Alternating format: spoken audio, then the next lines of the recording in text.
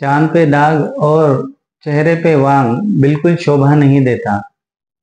हा डायलॉग राजकुमारनी म्हटलेला निश्चितच नाहीये, पण हे तेवढेच सत्य आहे।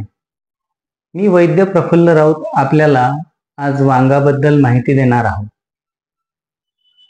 वांगाचे स्वरूप हे चेहऱ्यावर फुलपाखर, लालसर डाग ह्या स्वरूपातले बघायला मिळते। चेहऱ्यावर असलेले वांग हे आपल्या व्यक्तिमत्व विकासामध्ये हे बाधा ठरते। वांग उत्पन्न झाल्यानंतर एक प्रकारचा न्यूनगंड निर्माण होतो। या न्यूनगंडातनं चेहऱ्यावर लेप, काही विशिष्ट क्रीम, जेल तसेच औषधांचा शरीरावरती प्रयोग सुरू होतात। पण बरेच प्रयोग करूनही ह्यात अपेक्षित असे यश येत नाही। न्यूनगंड निर्माण होण्याचे कारण म्हणजे आपला चेहरा हा व्यक्त करण्याचे सर्वात मोठे साधन आहे।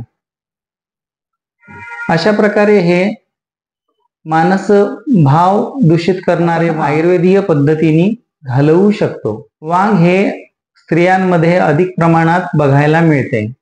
वांगाची कारणे: आधुनिक शास्त्राप्रमाणे मेलॅनोसाइट्सच्या अतिउत्सर्जनामुळे चेहऱ्यावर मेलास्मा नावाचा हा त्रास उत्पन्न होतो। स्त्रियांमध्ये इस्ट्रोजन व प्रोजेस्टेरॉन हार्मोन्स यांचा वाटा वांग उत्पन्न करण्यात अधिक आहे। थायरॉइडच्या रुग्णांमध्येही वांग बघायला मिळते। आयुर्वेदामध्ये क्रोध व परिश्रम यांनी शरीरातील वात कुपित होऊन व पित्तासह चेहऱ्यावरती काळसर रंगाचे डाग निर्माण करतो। हे डाग वेदनारहित असतात। बहुतेक गालांवर तसेच कपाळावरही याचे स्वरूप आपल्याला बघायला मिळते। याची कारणं शोधून त्या कारणांना आपण दूर केल्यास वांग निश्चितच कमी व्हायला लागते। 25 ते 38 या वयामध्ये उत्पन्न होणारा हा वांगाचा आजार आयुर्वेदीय पद्धतीने आपण पूर्णपणे बरा करू शकतो। या ट्रीटमेंट करत असताना आपले डोके शांत ठेवून तसेच संयम ठेवून आपण ह्याची ट्रीटमेंट केल्यास निश्चितच फायदा होतो।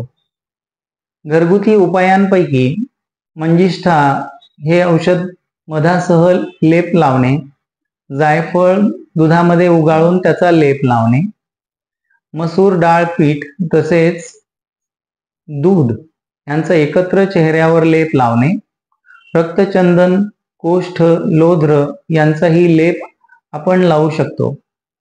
याचा निश्चितच फायदा होतो। पण वैद्याच्या सल्ल्याने आयुर्वेदीय पद्धतीने केले जाणारे पंचकर्म शरीर शुद्धीसाठी उपयुक्त ठरते। त्यासह विशिष्ट लेप उपचार केल्यास निश्चितच आपण वांग पूर्णपणे बरे करू शकतो। धन्यवाद।